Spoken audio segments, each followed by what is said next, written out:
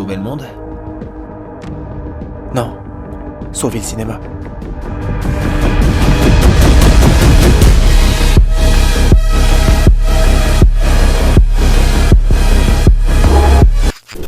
Nouvelle idée pour sauver le cinéma. Faire des films qui demandent plusieurs visionnages pour être compris. C'est pas con pour faire des entrées. Alors je vais être honnête, je ne me suis pas ennuyé pendant les 2h30. Je suis sorti de la salle avec une vraie sensation de vertige. Si, ça fait du bien. Puis c'est pas souvent. Mais attention, hein, c'est raté. Cette histoire de time-lapse inversé est inintelligible, bourré d'incohérences et de maladresse de la part de Nolan. Bon, déjà, tu regardes la timeline des personnages. Ah, tu sens tout de suite que ce film il va être classé tout de suite dans le top 10 des fucking mind shit movies, tu vois. Moi, je donne une piste pour Nolan. Je pense que pour la prochaine timeline de personnages, il devrait s'inspirer du plan du métro de Paris. Je donne des idées, hein. Donc c'est raté, hein. Mais il y a des moments de grâce. Le délire de Tenet. Alors déjà, bravo à Nolan, hein, d'oser l'inosable. C'est vrai. Parce que non content d'être un réalisateur plutôt moyen, selon moi, il tente des trucs de fou. Voilà. Et je crois qu'il avait déjà tout fait, hein, avec le temps. Avec le temps. Non, coupe. Voilà. Bon, parce que... Merci. On avait le temps qui revient à zéro avec Memento. On avait la démultiplication des durées avec les rêves en surcouche d'Inception. Et on avait les voyages et distorsions spatio-temporelles d'Interstellar. Voilà, là, faut reconnaître que sous le coup là, je crois qu'il cherche à se foutre dans la merde. Le gars essaye de mettre en scène deux types de personnes qui évoluent dans la même timeline, mais certains dans le sens normal et d'autres dans le sens rembobiné. Ce qui donne lieu à un télescopage des deux mondes, tantôt d'un point de vue de l'endroit, tantôt d'un point de vue de l'envers. Double lecture d'une double timeline symétrique. Pow. Un peu comme quand vous croisez une voiture sur la route, tu vois. Elle vient de là où vous allez, et vous allez de là où elle était.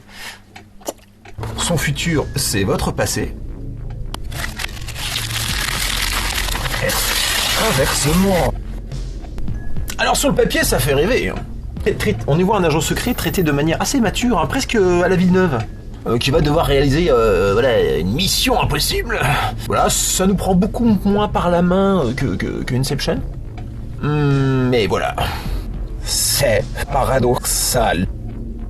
Alors c'est con parce que pour illustrer ce monde inversé, Nolan prend des exemples qui démontrent que ça ne marche pas. Et il est pas doué le mec, hein. La flaque d'eau dans un pas à l'endroit. Ça marche pas. Quand Bob reçoit la balle, ouais, je l'appelle Bob. Mais parce qu'il a pas de nom, et puis Bob c'est un palindrome comme Tenet. Je me suis dit que ça irait bien. Voilà. D'où la balle, elle sait que quelque part il y a un mec qui se sert d'un flingue et qu'elle doit aller dedans, tu vois. Un flingue du bon calibre d'ailleurs, parce qu'elle est pas conne, hein, ça c'est un 9 mm, elle s'est pas plantée. Et imagine les mecs du futur, ils envoient des suppositoires dans le passé. Si t'as le malheur de trop dandiner du cul, tu te manges une rafale de suppos dans le fond de la boîte à chocolat, alors que t'es même pas constipé. Paradoxe. Et le souci, c'est de faire fonctionner ensemble des objets à l'entropie inversée avec des objets qui ne le sont pas. C'est là où ça bloque. Le mec et le flingue ne tirent pas à l'envers. La gâchette, le percuteur et la culasse vont dans le bon sens. Ça marche pas du coup. Son mouvement de doigt n'était pas inversé. Et le percuteur en position de percussion sur une balle. Une balle qui se reconstitue sans exploser sur un percuteur. Vous ne tirez pas la balle. Vous la recevez. Bref, Nolan aurait dû se contenter d'illustrer l'inversion avec des exemples simples et qui marchent, qui parlent. Les objets qui tombent à l'envers, non, ça ne marche pas. Ça renvoie donc sur le fait que les actions agissent sur le passé et donc on est en plein paradoxe temporel. L'assassinat du méchant à la fin, je suis désolé. Si elle le tue, ça empêche qu'il fasse ce qu'il va faire. Faire la bombe et faire chier le monde. Si le méchant ne fait pas tout ça, du coup, elle va pas remonter le temps pour l'empêcher, ça crée une boucle, vous voyez. Quand Bob, il envoie Neil dans le passé pour lui sauver la vie, bah je suis désolé, comment il fait pour envoyer quelqu'un le sauver après qu'il soit mort? Si, il est mort. Le meilleur exemple, c'est quand Bob, il se voit sortir du tourniquet. Bon, t'imagines, il y va pas, qu'est-ce qui se passe? Il voit son futur, et il n'y va pas. Bon, il faut pas trop réfléchir, hein, c'est dit texto dans le film. Enfin, ça évite surtout de réfléchir à faire un scénario. Pratique pour Nolan, ça. D'ailleurs, quand la fille, elle tue le méchant, il y a un truc qui est pas expliqué, c'est qu'elle prend le sens du temps à l'envers pour remonter le temps. Mais une fois arrivée au moment du voyage où elle est censée le tuer, elle reprend la machine à l'endroit. Et ça, t'es obligé de le comprendre toi-même parce qu'ils ne te le disent pas, ils ne te le montrent même pas. Et c'est pour ça que quand elle s'enfuit à la fin et qu'elle plonge, tout se passe à l'endroit pour elle.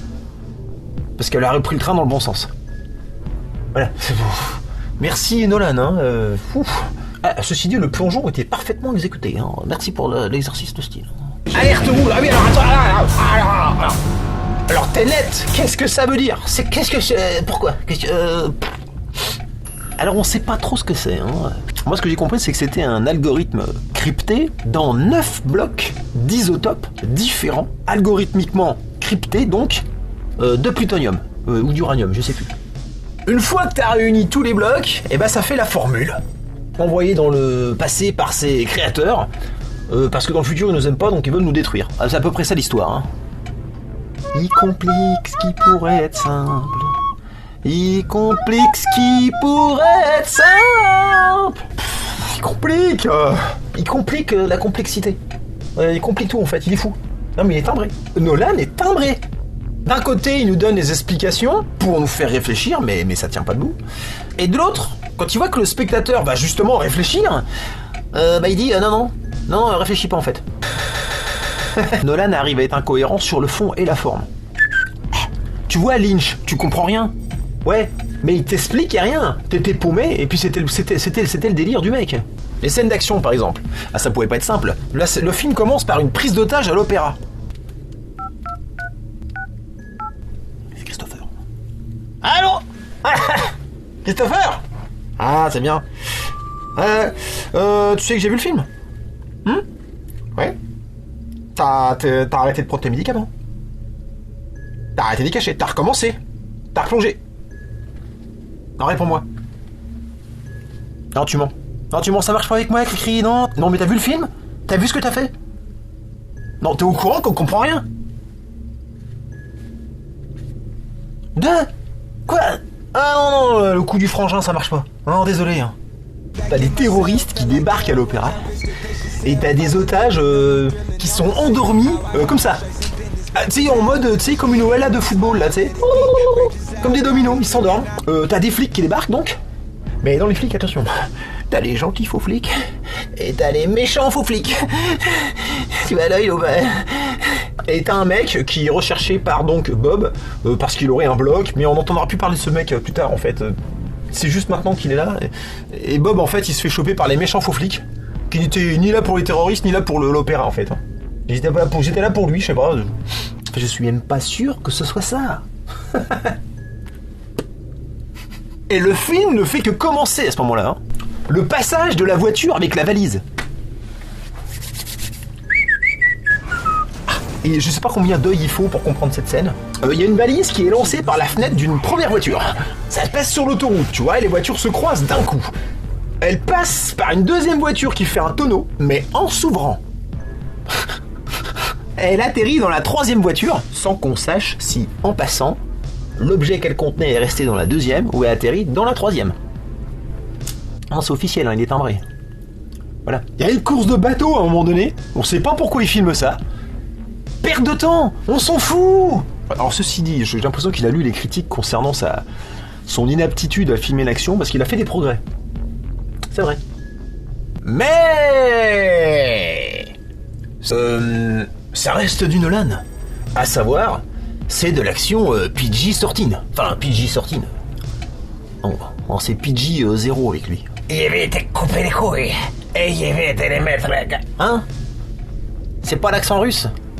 Là, je m'en tape. Voilà. Et t'as le méchant à un moment donné, il balance ça aux gentils, tu sais, non. Comment aimeriez-vous mourir? Arrête, Nolan. Arrête de faire genre c'est super violent tes personnages. Hein. Commence déjà par mettre du sang dans tes films. Hein. Tu sais le liquide rouge qui coule quand on se fait un bobo.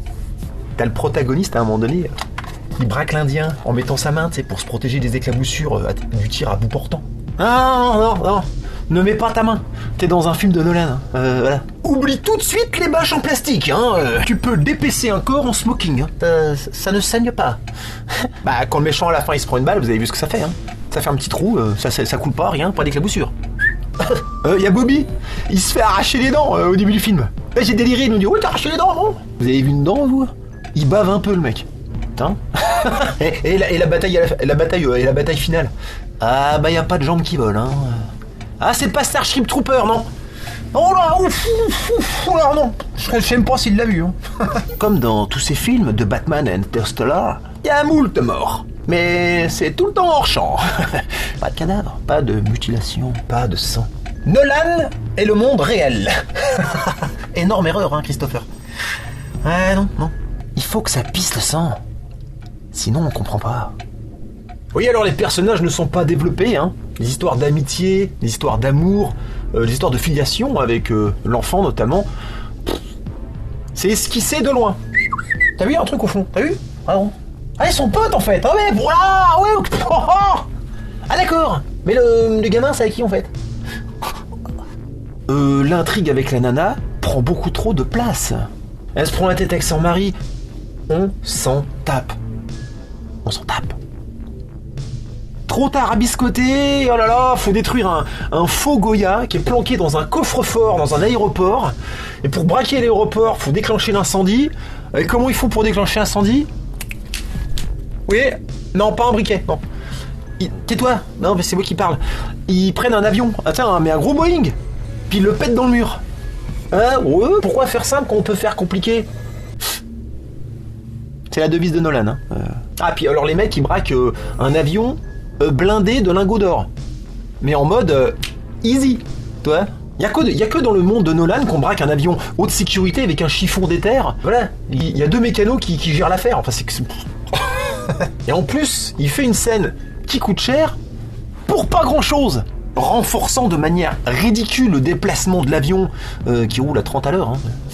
Avec des gros sons de trompette d'orchestre, tu sais. Godzilla? Non, le mec fait un créneau en fait. Il met des trompettes à n'importe quoi, n'importe quand.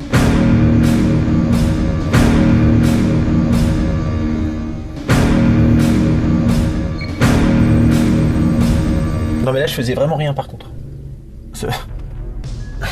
Et au passage je vois pas trop ce que fout le tourniquet temporel à l'aéroport. Bon. Oui donc là on découvre qu'il y a des sas temporels, une espèce de tourniquet qui t'envoie dans le sens contraire de celui que t'es en gros. Ok. L'idée est bonne hein. Allons-y. Mais plus le film avance et plus on s'aperçoit que cette technologie d'inversion est omniprésente. Il y en a partout, les mecs ils en ont dans les bateaux, ils en ont dans la caravane, c'est comme les chiottes en fait. Bon. Vous n'avez jamais découvert avant, c'est ça qui est étonnant. Oui, autre truc raté, c'est le méchant. C'est qui cet Américain? Le méchant, il a un plan pourri. Voilà. Quand tu rates le mobile du méchant, tu rates le méchant, tout simplement. Voilà. Et puis le film, par la même occasion. Bon, c'est comme ça. Hein. Ouais, le mec va mourir d'un cancer, donc après moi, le déluge. Voilà. Hein, il veut détruire le monde avec une arme du futur. Et t'en parles, le mec, il a un fils, il s'en fout de son fils. Non mais il fait chier la nana depuis le début avec ça. Si c'est pour le buter, c'est con. En même temps, oui, c'est Nolan qui écrit. Le mec est tellement préoccupé à faire les réglages de sa caméra IMAX triple HK, je sais pas quoi. Ouais, forcément, il a plus le temps d'écrire. Hein. Franchement, sur un délire comme ça, il faut au moins 3 scénaristes. Regardez la genèse de Minority Report. Ça a mis 5 ans d'écriture de scénario. Il n'y a pas de secret. Hein. Faut bosser. Donc oui, comme je disais, on va découvrir qu'en fait, tout le monde en sait plus que Bob. Ils ont des tourniquets partout, ils savent comment ça marche. Moult soldats qui tiennent le secret donc, hein, puisque même la CIA n'avait pas le début d'un indice. Hein. Non. Gratte-moi le dos. Donc à la fin, Nolan, il n'a pas pu s'empêcher de pousser le délire avec une scène de guerre. Baston final. Baston final dans laquelle armés à l'endroit et armés à l'envers vont s'affronter dans une ville mystérieuse que je ne sais même pas c'est d'où qu'elle sort. Bon bref. Alors ça me fait penser que dans Inception aussi, il y avait une baston finale dans un fort plutôt mystérieux. Ah non, mais il a pas d'idée. Hein. Sauf que... non. C'est raté, on ne comprend rien. La mort de Pattinson, un peu. Mais ça va très vite, hein, attention. Mais l'assaut... Oula. Alors il y a une armée de méchants, on ne sait pas trop d'où elle sort en fait. Et pourtant, le mec au début il nous fait un débriefing du plan de l'action qu'il va avoir. Et bah même avec ça j'ai rien compris. Les mecs ils ont des brassards bleus quand ils sont à l'envers et des brassards rouges quand ils sont à l'endroit. Tu vois. Là on comprend le chi. Nolan est nul. Nolan est nul. Nolan est nul. T'as pas palindrome ça. Négatif, Butch. Désolé. Ah ouais merde non. Ah ouais. Allez, y a pas une contre-batterie? Bien essayé, Butch. Mais c'est raté, encore une fois. Chou blanc donc. Dans mes précédentes critiques du Dark Knight, je vous avais déjà dit qu'il ne fallait pas laisser de crayon à Christopher Nolan. Surtout que là, Nolan écrit seul. Alone. Nolan alone.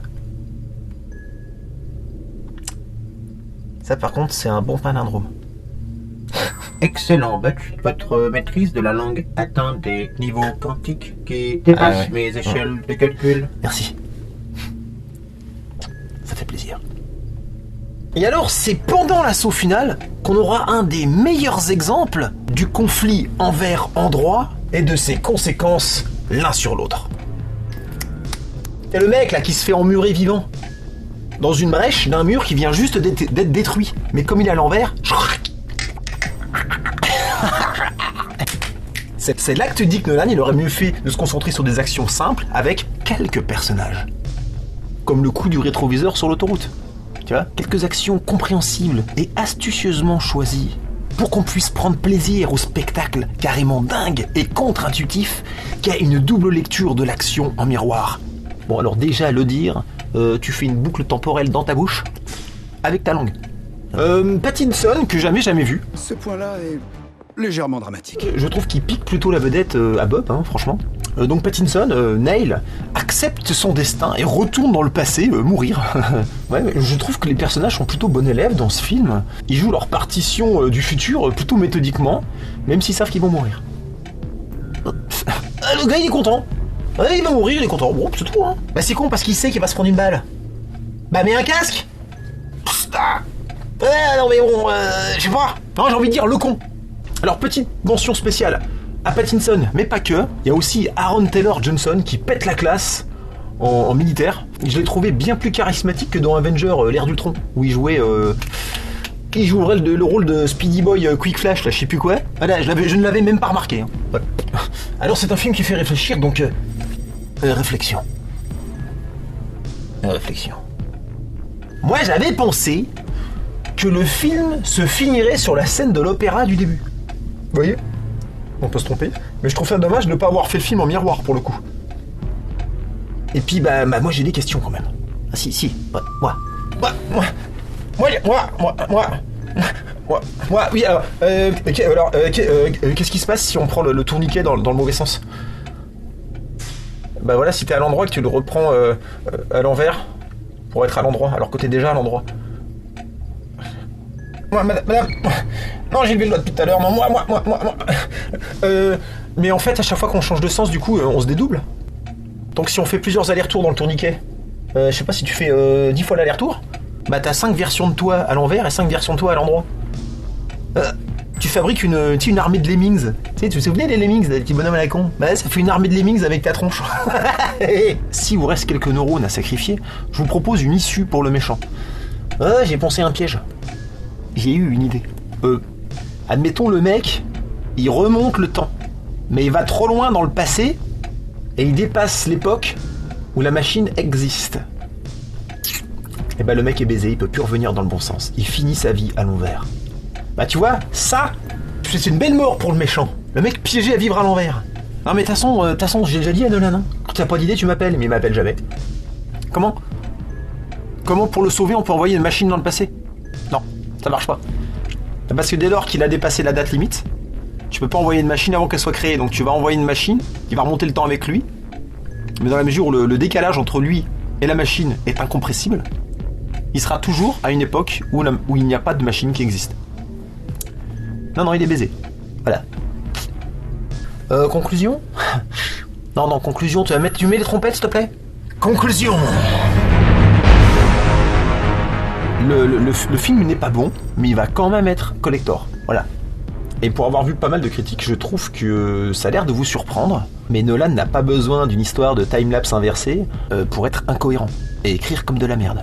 De Inception à Batman en passant par Interstellar, tous les personnages sont mal écrits. Frères ou pas frères. Et donc ce que je comprends pas, c'est pourquoi vous vous en rendez compte que maintenant.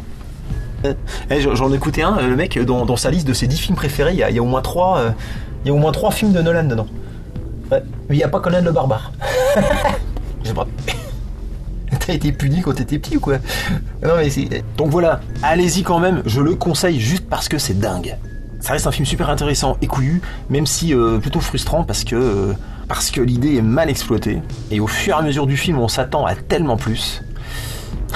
Je le reverrai, je pense. Mais... alors droit, cette fois.